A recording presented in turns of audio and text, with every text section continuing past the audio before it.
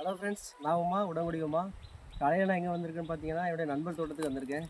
காலையிலேயே பனங்கிழங்கு பிடுங்குறேன்னு சொன்னாங்க. அதனால் நான் வந்தேன். எனக்கு என்னென்னா அந்த பனத்தவன் வந்து சாப்பிட ரொம்ப ஆசைப்பட்டுருக்கேன். அதனால் காலையில் வந்து பனங்கிழங்கு பிடுங்கி அதில் இந்த பனத்தவன் சாப்பிட்டுட்டு இருக்கேன். நல்லாயிருக்கு, ரொம்ப டேஸ்டியாகவும் இருக்குது, ஸ்பான்சியாகவும் இருக்குது. பொதுவாக பார்த்தீங்கன்னா இந்த பனை மரத்துலேருந்து கிடைக்கக்கூடிய எல்லா பொருளும் வந்து மக்களுக்கு பயன்படுவதாக இருக்கும்.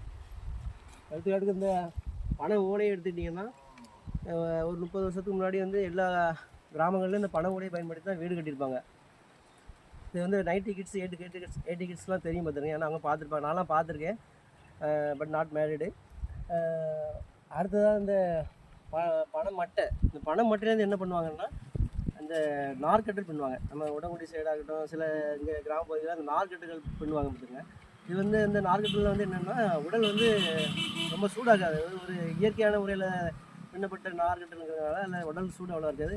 அதை நிறைய பேர் பயன்படுத்துகிறாங்க. அடுத்ததாக இந்த தண்டு பகுதி, இந்த பகுதி வந்து எதுக்கு பயன்படுதுன்னா, வீடு கட்டுறதுக்கு பயன்படும். இந்த பனை ஓலை வீடு கட்டுறதுக்கு இந்த தண்டு பகுதி ரொம்ப நல்லா பயன்படும். அப்படி இப்படி நிறைய பயன்கள் இந்த பனை மரத்தில் இருக்குது பார்த்துக்கோங்க. அடுத்து அந்த ஒரு மாதம் ஆகிட்டோன்னா பதநீர் கிடைக்கும். பதநீரை நம்ம சுண்ணாம்பு போடாமல் இது பண்ணோம்னா பனங்கல் கிடைக்கும். இப்படி பல பயன்பொருள் இருக்குது. அப்புறம் பதநீர் மூலமாக கிடைக்கக்கூடிய பொருள் என்னென்னு பார்த்தீங்கன்னா, பனங்கருப்பட்டி, பனங்கற்கண்டு, இப்படி உடலுக்கு ஆரோக்கியம் தரக்கூடிய பொருட்களும் அதில் இருக்குது. இந்த பனங்கற்கண்டு வந்து பெரும்பாலும் உடம்புடைய அளவில் உற்பத்தி செஞ்சு எக்ஸ்போர்ட் பண்ணுறாங்க, நிறைய விற்பனை செய்கிறாங்க. உடங்குடினாலே பனங்கற்பட்டிக்கு ரொம்ப ஃபேமஸ் பார்த்துக்கோங்க. அடுத்ததாக வந்து அந்த மாதம் தொடங்கி அந்த சீசன் வந்து முடிஞ்சதுக்கப்புறம் இந்த பழம் பழமாக வரும் பார்த்துக்கோங்க. இந்த பழம் பழமாக இருக்கும் சரிங்களா. இதை வந்து நல்லா சுட்டு பழம் கூட நல்லா கொத்தி சாப்பிடுவாங்க. அதுவும் அவ்வளோ டேஸ்ட்டாக இருக்கும். அதுக்கப்புறம் வந்து என்ன ஆகும், அதுக்கப்புறம் வந்து சீசன் முடிஞ்சதுக்கப்புறம் பழத்தை பெரும்பாலும் பழங்களுக்காக முளைய போட ஆரம்பிச்சிருவாங்க. அது முளைக்க போட்டதுக்கப்புறம் என்ன ஆகும்னா, இந்த மாதிரி பனந்தவனாக கிடைக்கும். இந்த கிழங்கு போக இந்த மாதிரி பனந்தவன் கிடைக்கும் பார்த்துருங்க. இதில் கிடைக்கக்கூடிய இந்த பொருள் தான் வந்து இந்த பனந்தவன். இதுவும் நல்லாயிருக்கும். பொதுவாக வந்து இந்த பனை மரத்தில் கிடைக்கக்கூடிய பொருள் எல்லாமே மக்களுக்கு பயன்படக்கூடியதாக இருக்கும்.